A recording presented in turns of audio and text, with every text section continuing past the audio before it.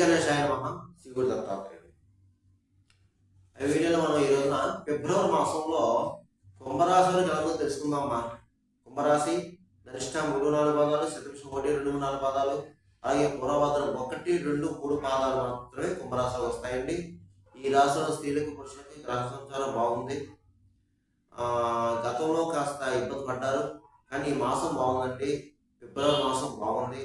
అన్ని రంగాల వారికి అన్ని విధాల యోగదాయకం ఉంది. అయితే ఒక ఆరోగ్య విషయంలో మాత్రం జాగ్రత్త అండి. కుంభరాశి వారు ఆరోగ్య విషయంలో జాగ్రత్త అండి. ప్రయాణ విషయంలో జాగ్రత్త, ఇంత కొత్త వాళ్ళతో జాగ్రత్త. ఎవరు దాంట్లో కూడా ఏం పెట్టద్దు మీరు, అయితే ఇబ్బంది పాలవుతారు.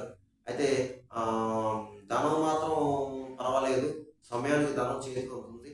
కాకపోతే ధనం పెట్టుబడి పెట్టేటప్పుడు కూడా ఇన్వెస్ట్ చేసేటప్పుడు ఏ విధంగా ఇన్వెస్ట్ చేసేటప్పుడు జాగ్రత్తగా చూసుకుని ఇన్వెస్ట్ చేయండి, లేదంటే ఇబ్బంది అవుతుంది.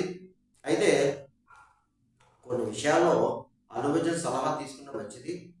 ఇక సంఘంలో పరపతి పెరుగుతుంది, గౌరవ మర్యాదలు పొందుతారు, పెద్ద పెద్ద వాళ్ళని కలుసుకుంటారు, పెద్ద పెద్ద రాజకీయ నాయకులు కలుసుకుంటారు, మీకు పనులు చేయించుకుంటారు.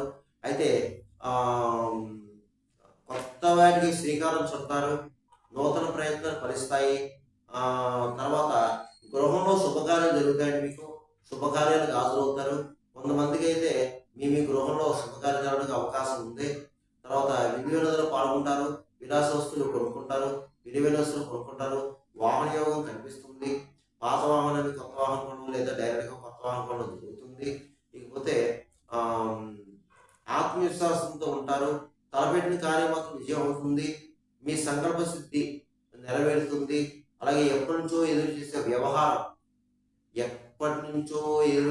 ఒక వ్యవహారం, పెండింగ్ ఉన్న వ్యవహారం సక్సెస్ అవుతుంది. మీకు అనుకోకుండా అదృష్టం తలుపు కొడతామని చెప్పుకోవచ్చు, మీకు ఏం పర్వాలేదు.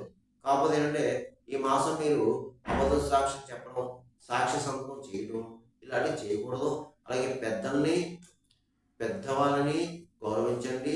గురువుని, బ్రాహ్మణుని దూషించొద్దు దయచేసి, వారిని కూడా గౌరవించండి.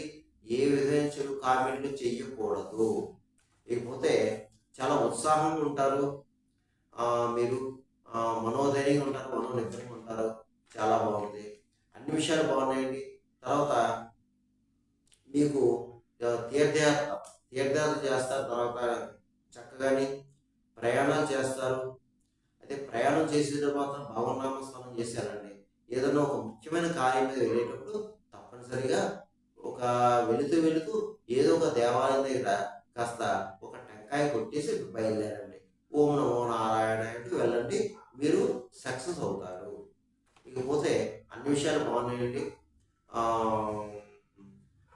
వృత్తి బాగుంది, అంటే జీవన విధానం బాగుంది. వృత్తిపరంగా ఎవరు ఏ వృత్తిలో ఉన్నా సరే ఆ వృత్తిలో చక్కగా రాణింపు ఉంటుంది, గౌరవిస్తారు, మీకు గౌరవ పురస్కారాలు లభిస్తాయి. బాగుందని అన్ని రకాలుగా బాగుంది. అయితే దీంట్లో కొంతమంది బద్ధకస్తులు ఉన్నారండి. బద్ధకాన్ని పెట్టినట్టే మీరు కూడా సక్సెస్ అవుతారు. లేకపోతే విదేశాల్లో ఉన్న వారికి బాగుందండి. విదేశాల్లో ఉన్నవారు కొంచెం స్థాయి పెరుగుతుంది, బాగుంటుంది. అలాగే విదేశాల్లో కొంతమంది జాబులు లేవండి, జాబులు పోయి. అయితే ఇప్పుడు మీరు ప్రయత్నం చేసుకోండి. ఆల్రెడీ మీరు ప్రయత్నంలో ఉన్నారు, కానీ సక్సెస్ అవుతారు, జాబ్ వస్తుంది. ఈ మాసం మీకు జాబ్ వస్తుంది. ఇక వివాహ ప్రయత్నం చేసుకున్న అబ్బాయిలు కూడా ప్రయత్నం చేసుకోవచ్చు. మీరు తప్పకుండా వివాహ ప్రయత్నాలు సక్సెస్ అవుతాయి. ఇక రియల్ ఎస్టేట్ రంగంలో బాగుంది, స్పెక్యులేషన్ లాభిస్తుంది, మోటార్ ఫీల్డ్ వరకు బాగుంది, ప్రైవేట్ కాంట్రాక్ట్స్ బాగుంది. అలాగే సినిమా టీవీ రంగంలో ఉన్న వారికి కూడా బాగుంది, మంచి సువర్ణ అవకాశాలు వస్తాయి మీకు. రాజకీయ నాయకులు కూడా బాగుంది. అయితే రాజకీయ నాయకులు ప్రయాణం విషయంలోనే, ఆరోగ్య విషయంలో మాత్రం జాగ్రత్త. ఆరోగ్య విషయంలో, ప్రయాణ విషయంలో జాగ్రత్త. మిగతా విషయాలన్నీ బాగున్నాయి. చక్కగా ప్రజలకు కావాల్సిన పనులన్నీ చేసి పెడతారు. మీరు ప్రజల్లో మంచి గౌరవ మర్యాదలు పొందుతారు. మీకు మంచి గౌరవ మర్యాదలు జరుగుతాయి, సన్మానాలు జరుగుతాయండి. అలాగే అయితే మీకు కాస్త 40 కనిపిస్తుంది. ఏంటంటే శత్రువులు ఉంటారు, మీకు డబ్బులు మంచినీళ్ళ ఖర్చు అవుతుంది, అదొకటే జాగ్రత్తగా ఉండండి. ఇక వ్యాపారస్తులకి బాగుంది, అన్ని రకాల వ్యాపారస్తులకి బాగుంది, చక్కగా వ్యాపారం జరుగుతుంది. జాయింట్ వ్యాపారస్తులకు బాగుంది, కొత్తగా వ్యాపారం పెట్టుకోవచ్చు, లాభాలు మంచిగా ఉంటాయి, మంచి లాభాలు వస్తాయి. ఇకపోతే ఉద్యోగస్తులు కూడా బాగుందండి. ప్రైవేట్ పరంగా, ప్రభుత్వ పరంగా ఉద్యోగస్తులు కూడా బాగుందండి. కానీ స్థల మార్పు అయితే కనిపిస్తుంది. అలాగే మీ పై అధికారులతో ప్రశంసలు పొందుతారు మీరు చక్కగానే. బాగుందండి, ఏం పర్వాలేదు. ఇకపోతే చదువుకునే విద్యార్థులు కూడా బాగుంది, చక్కగా చదువుతారు, చక్కగా చదవాలి కూడా. ఎందుకంటే పరీక్షల సమయం దగ్గరికి వస్తుంది, ఎగ్జామ్స్ దగ్గరికి వస్తున్నాయి, మీరు చక్కగా చదవాలి, మీరు మంచి మార్కుతో పాస్ అవ్వాలి, మంచి భవిష్యత్తు కనిపిస్తుంది మీకు. చదవండి, ఇతర వ్యాపారాలు పెట్టుకోవద్దు. అలాగే వివాహం అయ్యే అమ్మాయి అబ్బాయిలు కూడా చక్కగా వివాహ ప్రయత్నం చేసుకోండి, మీరు సక్సెస్ అవుతారు. ఇక ఈ యొక్క రాశి ఫలాలు గోచర ఫలితాలు కేవలం మీకు 40% పనిచేస్తుంది, మిగతా 60% కూడా మీ జన్మజాతకం మీద ఆధారపడుతుంది. నేను ప్రతి వీడియోలో కూడా చెప్తున్నాను, ఎందుకంటే నా మంది కాల్ చేస్తున్నారు, ఎందుకంటే గుర్తుపెట్టుకోండి. కొంతమందికి జరుగుతాయి, కొంతమంది జరగవు. జరగాలని రూల్ లేదు, జరగాలని కూడా రూల్ లేదు. జరగకూడదని రూల్ లేదు, జరగాలని రూల్ లేదు. గురువుగారు మీరు చెప్పిన జరిగింది, కొంతమంది జరగలేదు, కొంతమంది కాల్ చేస్తున్నారు కూడా చెప్తున్నాను. నేను ప్రతి వీడియోలో చెప్తాను, ఈ వీడియోలో కూడా చెప్పాను, కొంచెం అర్థం చేసుకోండి. ఒకవేళ మీకు సలహాలు సూచనలు కింద నెంబర్ ఉంటే నెంబర్ కాల్ చేయండి. ఇక ఈ యొక్క ఫిబ్రవరి మాసంలో కుంభరాశి వారు నేను చెప్పిన పరిహారం చేసుకుని మాసంతో యోగిస్తుంది. ముఖ్యంగా ఈ ఫిబ్రవరి మాసం మాఘమాసము. మాఘమాసం అనగా శివకేశవులు ఇద్దరికి చాలా ప్రీతికరమైన మాసము.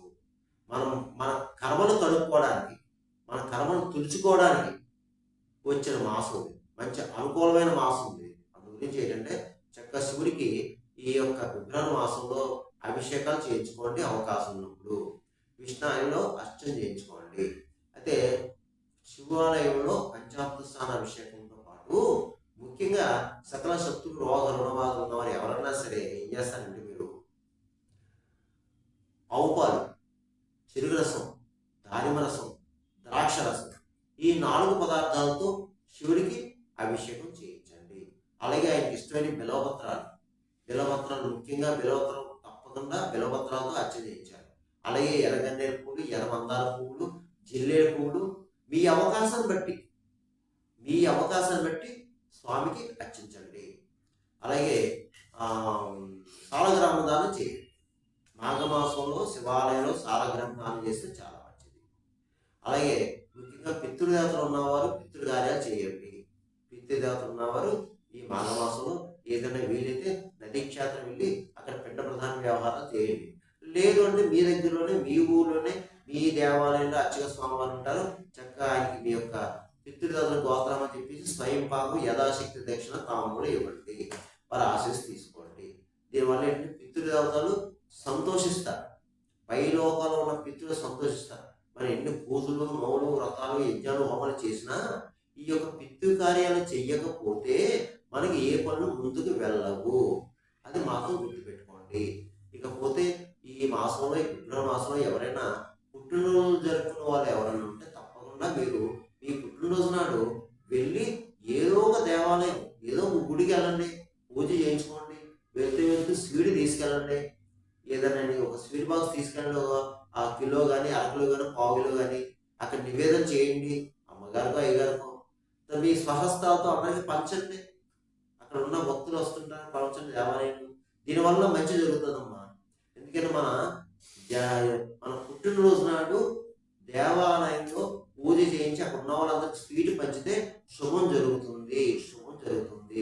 అలాగే మీ పుట్టినరోజు నాడు అక్కడ దగ్గరలో ఏమైనా అనాథ ఆశ్రయాలు ఉంటే యథాశక్తి ధనం కానీ, లేదంటే రైస్ కానీ, లేదంటే వస్త్రాలు కానీ సమర్పించండి. ఎందుకంటే అమ్మా మనం ఎన్ని పూజలు పునస్కారాలు, నోవ్రతాలు చేసినా కర్మదోషాలు అంటుపడతాయి. పూర్వజన్మలు చేసుకున్న పాపాలు ఇప్పుడు కాదు. మనం ఇప్పుడు ఏదో చేసేసుకున్నాం, గురువుగారు ఆ పూజ చేసు, ఈ క్షేత్రంలో అదేదో చేసేసిన కుదరదు. పనులు అవ్వకపోతే కర్మను వెంటాడుతుంటే ఇలాంటి దాన ధర్మాలు చేసుకోరా, తప్పదు. దాన ధర్మాలు చేసుకుంటే కర్మ కలుగుతుంది. అప్పుడు మీరు మీ తర్వాత బాగుంటారు, అది మాత్రం గుర్తుపెట్టుకోండి. ఇకపోతే ఈ మాసంలో ముఖ్యంగా సత్యనారాయణ స్వామి వ్రతం చేయించుకోండి. సత్యనారాయణ స్వామి వ్రతం చేయించుకోవాలి మాసంలో. వీలైతే ఇంట్లో చేసుకోండి, అయ్యగారు పిలిచి నలుగురికి భోజనం పెట్టండి. లేని వారు దేవాలయంలో చేస్తారు, ప్రతి దేవాలయంలో చేస్తారు, చేయించుకోండి అక్కడ చక్కగా. అలాగే నదీ స్నానం చేయండి మాఘమాసంలో, చాలా మంచిది.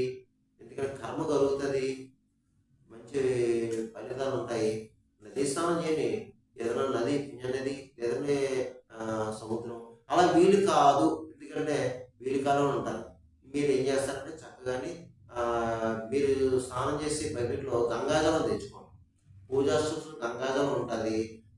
మంచిగా ఉంటుంది. తెచ్చుకోండి, కాస్త నీటిలో వేసుకోండి, కళ్ళుప్పు వేసుకోండి, స్నానం చేయండి గోవిందా గోవిందని. అదే నదీ స్నానంతో సమానం. అంతే. ఇది చేసుకోండి. మోగజీలకు ఆహారం పెట్టండి, గోవుకు గడ్డి పెట్టండి, కుక్కలకు బిస్కెట్లు పెట్టండి, పావురాలు జొన్న వేయండి, పిచ్చుకలు ధాన్యం వేయండి, కాకులకు టీపన్నం పెట్టండి. మోగజీలకు ఆహారం పెట్టడం వల్ల కర్మ దోషాలు దొరుకుతాయి. ఫిజికల్ హ్యాండిక్యాప్స్ ఎవరైనా దొరికితే మీకు ఫిజికల్ హ్యాండిక్యాప్స్, బ్లైండ్ పర్సన్స్ అయితే వాళ్ళు కూడా కాస్త కడుపు నింపండి. వీరైతే అన్నం పెట్టండి.